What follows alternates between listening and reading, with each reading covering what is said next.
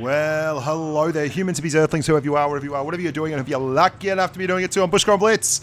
And it is with a sad and heavy heart that I do this video. This is the VK2801, and this is the last game I played in my beloved little Wildebeest before the patch day nerf that has just been. And it's a funny game because basically I was at a kids' chess tournament, and there was about 10 kids around watching me play this while my son was downstairs doing a little bit of chessing.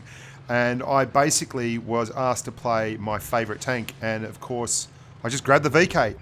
And it's not really the best game ever, but it's just a little look back at why this tank was so especially phenomenally strong, and why for so many years it ruled the inner chambers of my heart with just an iron fist. It was everything you could want in a tank.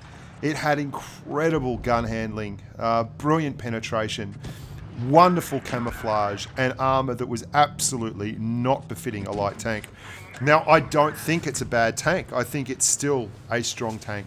It's just not the godlike, overpowered monstrosity that it once indeed was.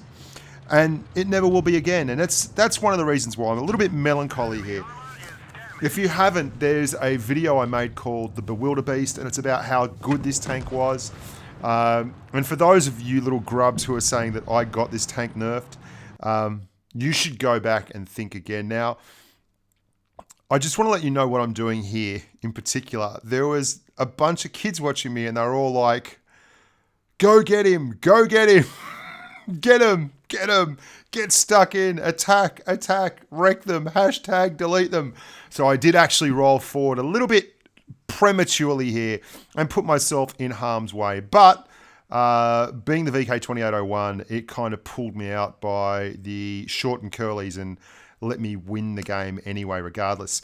Now, for those of you who are saying that I got this tank nerfed, because I did recently do a video where I basically said, you know, this tank is just God's own gift, and the haves and the have-nots, and I coupled it against what I think is a pretty poor excuse for a tank, the toaster.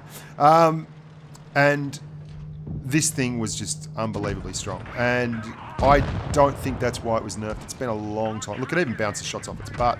On the move, no problem. Lots of on-the-move firing. I've done so many videos on this tank outlining exactly how gorgeous it is and exactly how amazing its return on investment always was. It's not a recent phenomenon. It was my favourite tank. It's got the highest win rate of any proper tank I've ever driven for over 100 games on my normal account, and that will never be touched. And it's got that as agile as a Russian accountant's tax return. What Russian accountants would I happen to know? The plot thickens. Where is Snake anyway? He's not here in Minsk. I'm doing this from my hotel room in Minsk. Yeah, sorry. I digress, as I often do. It's a gorgeous tank, and it had so much going for it. And what I found when I drove it the first time out was it was just incredibly strong. And it wasn't the kind of strength that you see and you look at it and you say it's unpennable, because it's not unpennable. It was a very, very strong armor profile when angled correctly. And it doesn't look immediately like the numbers are off the charts. It doesn't have crazy DPM, but it had good everything. It had good gun depression. It had brilliant penetration. It had good gun handling in terms of accuracy. It had a good rate of fire. It had, what it did have that was crazy was its mobility, which has been severely nerfed, obviously. And it also had that crazy camouflage as well. And you can see throughout this video that it's just what an all-rounder of a tank it was. It's bounced lots of shots, and sure, they weren't shots from high-pen guns, but they allowed me to pretty much, with impunity, go get stuck into two same-tier tanks and absolutely smash the pants off them. And now, when I've got no hit points left, I can play it cautiously and slowly grind down the numbers and get the shots in. And you can see up there that KV1. I don't shoot because obviously there's 3 tanks and I don't know where they all are, and one of them will spot me, and just being a little bit cautious. And I'm really sad to see it go. The win rate in this thing was like 92.5%, which is so far above a good win rate. And I could have gotten that again, I don't think, if I tried, but the stars shone on me. Swiss Chisel was driving an inspired Sherman Jumbo, the M4A3E2, and I mean, look at this armor profile. Look at that upper glacis. I'm just asking him to shoot me, even though I've got no hit points left, and we just drag it out and bounce it off. Clutch bounce. And it's just a testament to how good the tank was, how godlike it was that you could put up numbers like that, even though we were driving at a time when the Jumbo and this tank were two of the best tanks at Tier 6, and we're driving them in platoon on voice comms. It still just carries so freaking hard, and it has look the mobility, the ability to pick up and go to the top of the map. This is why it was nerfed.